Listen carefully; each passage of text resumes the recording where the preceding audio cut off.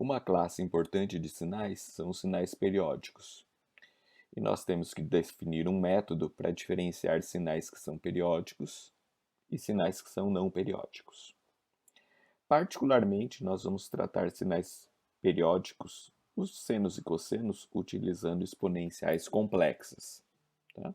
Nós sabemos em cálculo 4 que sinais senos e cossenos podem ser usados para compor qualquer sinal periódico, não senoidal. Certo? Um exemplo de exponencial complexa, por exemplo, seria e na menos 3jt, que por relação de Euler, uma relação que nós vamos utilizar bastante, ficaria cosseno de 3t menos j seno de 3t. Então, nitidamente, nós percebemos aqui uma componente de frequência, pois nós vamos tratar mais sobre isso. Lembrando que o j ou i, dependendo do símbolo que vocês preferirem utilizar, raiz de menos 1. Então vejam, a utilização de exponenciais complexas vai favorecer ou vai facilitar as nossas operações matemáticas, ao invés de ficar utilizando relações senoidais e cossenoidais. Vocês vão ver que é bem mais prático. O custo disso é a presença do termo raiz de menos 1. Tá? Então, números complexos é algo que a gente vai utilizar bastante. Recomendo que vocês deem uma revisada nas operações. Tá certo? Bom, aqui no gráfico eu apresento 4 sinais, tá, exponenciais, sendo alguns exponenciais complexos, outro exponencial convencional, certo? Curva azul. Então vamos começar aqui com as duas primeiras. Então veja, curva preta e curva vermelha. A diferença entre as duas nós podemos perceber está relacionada à diferença de fase e uma diferença de amplitude, que é só para ilustrar dois sinais, tá certo? Note que eles têm a mesma frequência, tá certo? Apesar daqui estar ômega 0, ômega 1, ômega 0 igual a ômega 1 nessa figura, tá certo? Veja que eu assumo que esse comportamento oscilatório observado de 0 a 5 segundos se prolonga para menos infinito e para mais infinito. Então, o sinal oscila com esse comportamento, curva preta e vermelha, além desta janela de observação. Tá certo? Outra curva exponencial, mas não complexa, é a curva azul. Tá certo? A curva azul podia descrever um circuito RC, por exemplo. A descarga do capacitor, a descarga da tensão acumulada no capacitor em cima do resistor. Certo? Então tem esse decaimento. Certo? A curva verde, que apresenta um comportamento oscilatório, porém, esse comportamento oscilatório tem amplitude modificada por essa exponencial. A gente pode tratar esse quarto sinal como um exponencial complexo misto, onde eu tenho uma parte real e uma parte imaginária para descrever o cosseno.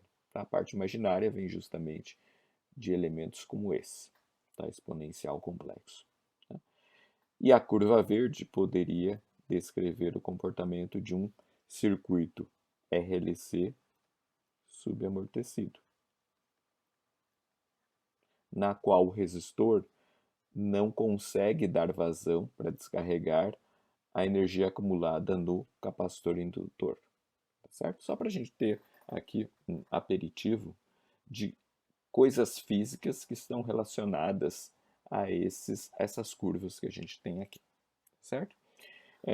Só para a gente também ter uma ideia física, esses dois sinais seriam circuitos osciladores do tipo LC, onde eu não tenho nada para dissipar energia, certo?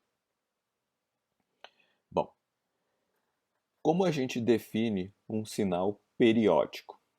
Tá? Um sinal periódico é um sinal que obedece esta relação. Periódico. Então, veja, essa relação tem duas variáveis. Uma delas é um valor fixo que nós vamos definir. Então, existe um valor t maiúsculo, tal que esta relação existe para o todo t minúsculo pertencente ao R. Isso descreve um sinal periódico. Então, a questão é quem é esse t? Esse t é chamado de período de repetição do sinal. A gente já vai tratar o que é esse termo fundamental. Sendo período de repetição de um sinal, o seu recíproco define a frequência em Hertz ou a frequência em radianos por segundo, certo? Então aqui, lembrando, ômega igual a 2πf, para a gente poder relacionar essas duas frequências. Intuitivamente, a gente trata no cotidiano como frequência em Hertz, mas por conta da fase serem radianos, a gente acaba tratando, usando mais nas operações matemáticas, frequência também em radianos, só que em radianos por segundo, naturalmente. Então, vamos ver, aqui eu tenho uma ilustração para a gente entender um pouco melhor este T maiúsculo, tá certo? O conceito desta expressão matemática é encontre uma duração T, por exemplo, aqui T igual a 1, tal que, se eu remover este trecho do sinal, eu vou fazer um esboço, copiá-lo para um clipboard virtual e repetir esse trecho, vamos dizer, por colagens, um do lado do outro, eu devo ser capaz, vou colocar aqui um pontilhado, continuação, de obter o sinal original. Certo? Então veja, quando eu consigo isso, eu sei que esse t, no caso t igual a 1, valida essa expressão e o sinal é periódico. Se eu observar com atenção, eu vou perceber que eu poderia pegar, por exemplo, esse trecho t igual a 2, copiá-lo, vou fazer aqui em cima,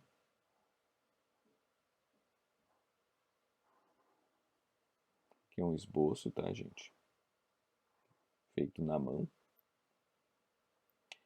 E se agora, copiado esse trecho para o meu clipboard virtual, eu copiar esse segmento um após o outro, vou remover aqui.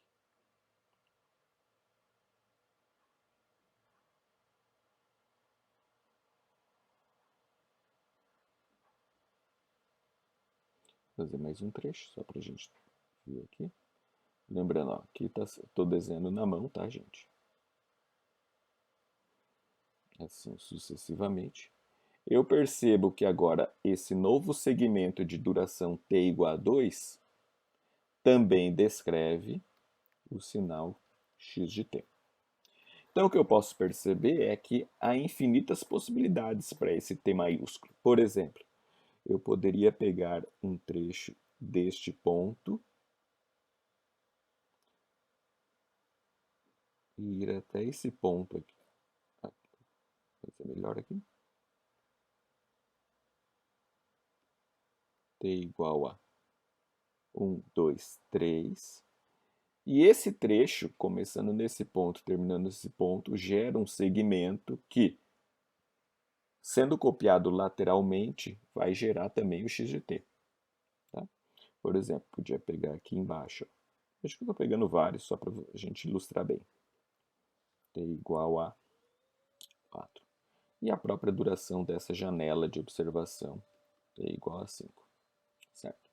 Então, primeiro, existem infinitos trechos de duração diversa, começando em pontos diversos. Eu não tenho preferência por começar no cruzamento por zero, posso começar no pico, posso começar na base do sinal, tá certo? E o que eu posso observar é que todos esses sinais guardam uma relação interessante. Primeiro, há um t mínimo, da qual todos os outros t's são múltiplos inteiros, tá certo? Se eu pegar dois t's maiúsculos distintos, eu vou observar que a razão entre eles pertence ao conjunto de números racionais. Tá certo? Veja, agora vamos imaginar que eu tente pegar um trecho de duração meio. E eu tento fazer esse copiar e colar. Fazer aqui. Veja, copiei para o meu clipboard. Agora colo um do lado do outro. Então, vendo que o resultado não é o sinal original. Logo, esse T aqui não é possível. Então, vejam, a observação nos leva a constatar que existe um T mínimo, tá certo? Da qual todos os outros T's maiúsculos são múltiplos. Esse T mínimo é chamado de frequência de período fundamental do sinal. Tá? É o menor T que eu vou encontrar para obedecer essa relação se o sinal é periódico. Tá? Se esse T é mínimo, significa que a frequência fundamental é a maior possível. Outros períodos levariam a frequências menores. Então vejam, aqui é importante entender que periodicidade nos leva a essa multiplicidade de T's maiúsculos que validam a equação. Existe um mínimo fundamental que normalmente é o que a gente tenta utilizar nas nossas contas, mas não existe nenhuma restrição a utilizar outros T's, que não serão fundamental, mas são possíveis para representar a periodicidade do sinal. Certo? Bom, aqui, só para a gente ilustrar, algumas exponenciais complexas que geram sinais senoidais puros, senoides, cossenoides. Então aqui veja, eu tenho dois sinais periódicos. Veja que eu identifico a frequência em radianos diretamente aqui, dentro do parênteses, né? Ligado à variável independente, tá certo? Simplesmente obedecendo o critério que sinais cossenoidais apresentam essa forma de representação. Então veja, no primeiro sinal, o período 1 sobre 150, porque a sua frequência é 150 Hz. O segundo sinal, período 1 sobre, eu vou colocar meio giga, tá? Só para não escrever em nano, frequência igual a meio gigahertz, certo? Note que a fase não influencia em nada na definição de um sinal ser ou não periódico. A fase é só um deslocamento ao longo, vamos dizer assim, no eixo das abscissas. Então, é simplesmente um atraso ou avanço que o sinal possa ter em relação a um sinal com fase zero. Tá certo? Não afeta. A gente pode até descartar na hora de determinar a frequência ou período fundamental dos sinais. Agora, aqui eu tenho dois sinais não periódicos. Não há como determinar um período da qual eu recorte um trecho e replique esse trecho para gerar x de t 10e na menos 10t ou x de t 10 na menos 6e na menos 1000t cosseno de 3000t menos π sobre 2. Então veja, esse segundo sinal, apesar de apresentar uma parcela periódica, a sua amplitude é modificada por essa exponencial. Lembrando que isso aqui seria um RLC subamortecido, esse aqui descreveria um RC e esses dois descreveriam sistemas LC, certo?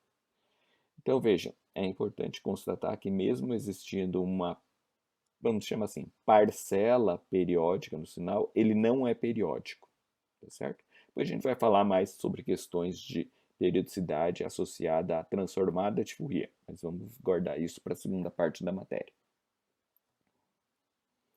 Bom, como vimos, relação de Euler, uma relação importante para a gente. Tá? Nos formulários que eu coloco no site para resolução de exercícios, ela está descrita. Tá? Então veja, o nosso exponencial complexo descreve duas parcelas, uma real e uma imaginária, tá certo? Já coloquei aqui, ó, mais menos para a gente saber quando o exponencial é positivo, quando o exponencial é negativo, como é que é a sua descrição aqui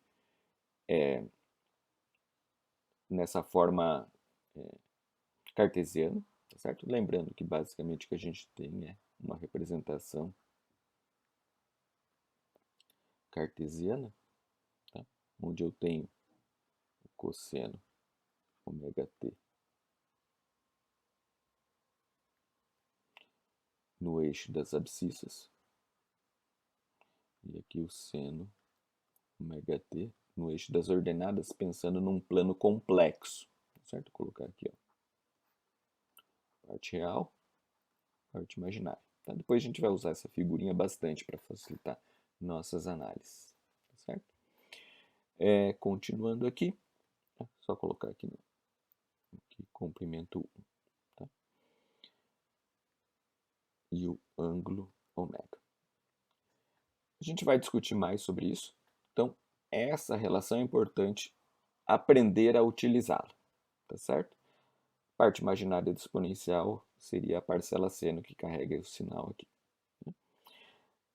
Essas relações trigonométricas que eu coloco é só para a gente lembrar que, na verdade, a gente pode desdobrá-las a partir dos exponenciais, do exponencial complexo. A gente vai utilizar essas relações em alguns exercícios, mas são poucos exercícios ao longo da disciplina. O nosso foco mesmo será a relação de Euler, porque esses exponenciais complexos simplificam muito as nossas operações. A gente deixa de utilizar cosseno e seno e foca em exponenciais complexos.